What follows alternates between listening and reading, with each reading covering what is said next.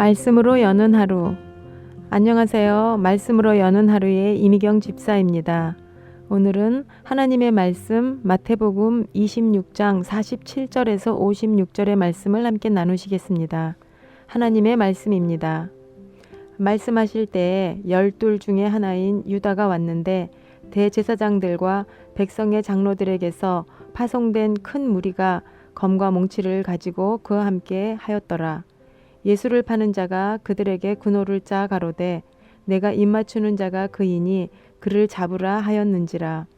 곧 예수께 나와 랍비여 안녕하시옵니까 하고 입을 맞추니 예수께서 가라사대 친구여 내가 무엇을 하려고 왔는지 행하라 하신대 이에 저희가 나와 예수께 손을 대어 잡는지라.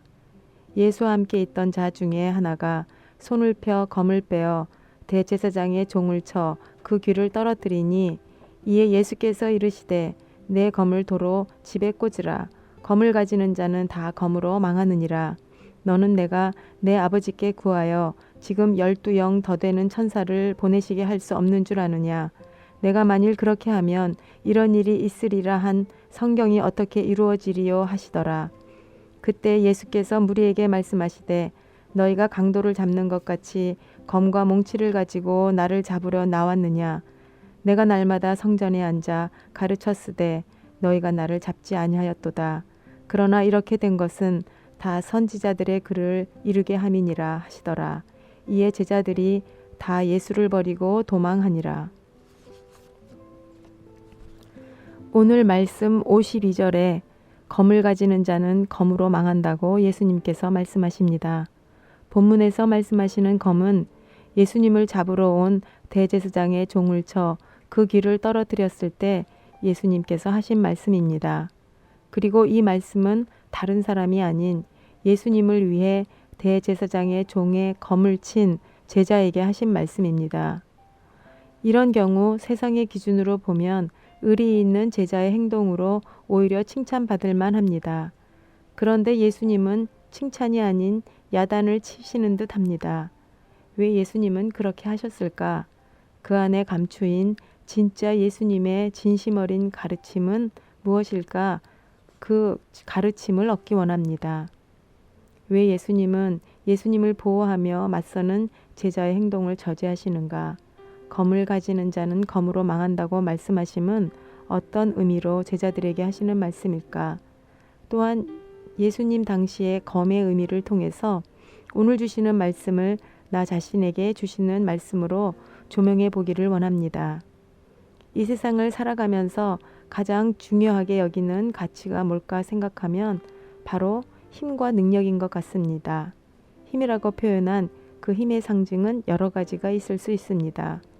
정말 물리적인 힘도 있고 그런 물리적인 힘을 주도할 수 있는 능력이 될 수도 있고 또한 그 능력을 쥐락펴락할 수 있는 요즘 말하는 황금일 수도 있습니다.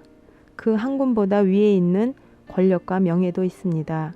이러한 모든 것이 보여지는 힘과 능력의 상징입니다.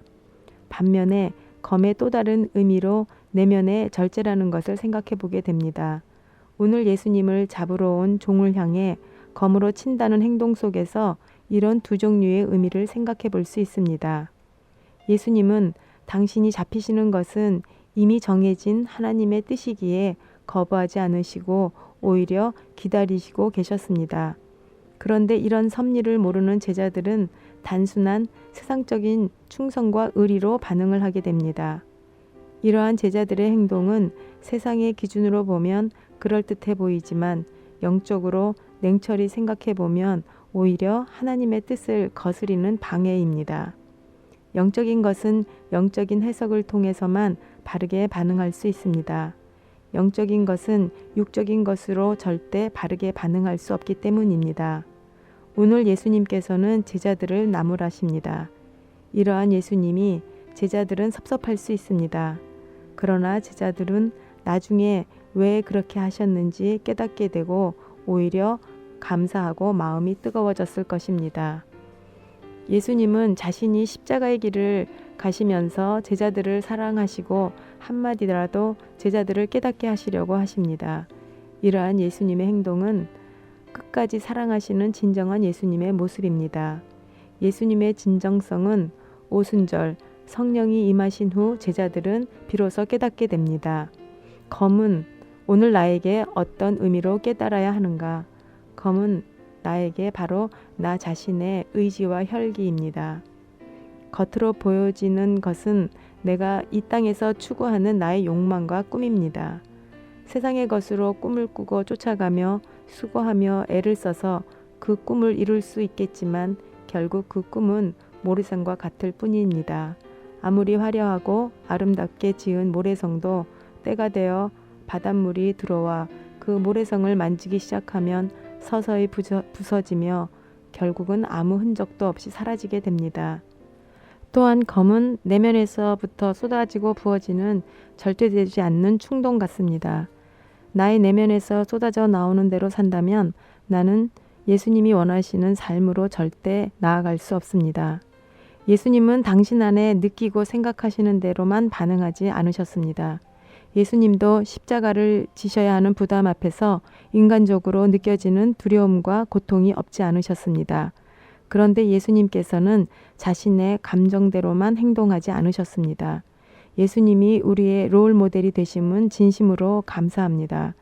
예수님은 제자의 충성심을 모르지 않으십니다. 그러나 그 충성심만으로 제자가 되어 예수님의 빈자리를 이어갈 수 없음을 아셨기에 나무라시고 다른 복음서에 보면 제자가 검으로 쳐 떨어뜨린 종의 귀를 고쳐주십니다. 예수님의 제자가 된다는 것은 내 의지대로 내 뜻대로를 포기하는 삶입니다. 예수님은 당신의 인간적인 뜻을 겟세마네 동산에서 기도를 통해 다 내려놓으십니다. 예수님이시라고 십자가를 지시는 그 부담에서 자유롭지 않으셨지만 자신의 검을 3번의 기도를 통해 다 내려놓으십니다. 세상의 힘인 검을 가지고 무언가 하나님의 뜻을 이루려는 것은 어불성설입니다. 그런데 많은 믿는 사람들조차 검이 없어서 하나님의 일을 못한다고 생각합니다. 예수님께서는 제자들에게 너희가 세상의 소금과 빛이라고 말씀하셨습니다. 세상은 쉼없이 바뀌고 변합니다. 그런데 세상을 향해 예수님께서는 변치 않는 하나님의 기준과 진리로 영향력이 되라고 말씀하십니다. 예수님의 부활 승천 이후로 지금까지의 역사 속에서 믿는 그리스도인들은 세상을 향해 빛과 소금의 역할을 잘 감당하고 있습니다. 그런데 요즘은 세상의 영향력이 교회 안으로 깊이 들어오면서 오히려 교회가 휘청거리는 것 같습니다. 복음이 왕성하게 전파되던 시대에 교회가 세상을 걱정했습니다. 그런데 요즘은 휘둘리는 교회를 향해 오히려 세상이 교회를 걱정하는 시대가 되었다고 할 만큼 교회가 급속히 세속화되고 있습니다. 교회 안에서는 서로 자기 자신의 검을 휘두르며 사랑하고 용서하는 본을 보여주는 것이 아니라 오히려 서로에게 상처를 주고 분쟁합니다. 분명히 예수님은 검을 꽂으라고 하셨습니다. 예수님의 말씀에 검을 꽂으라 함은 자기 자신을 부인할 때만 검을 내려놓고 예수님을 따라갈 수 있습니다. 예수님의 검을 꽂으라는 이 말씀이 누가복음에서 하신 예수님의 말씀과 함께 생각하게 됩니다. 아무든지 나를 따라오려거든 자기를 부인하고 날마다 제 십자가를 지고 나를 따를 것이니라.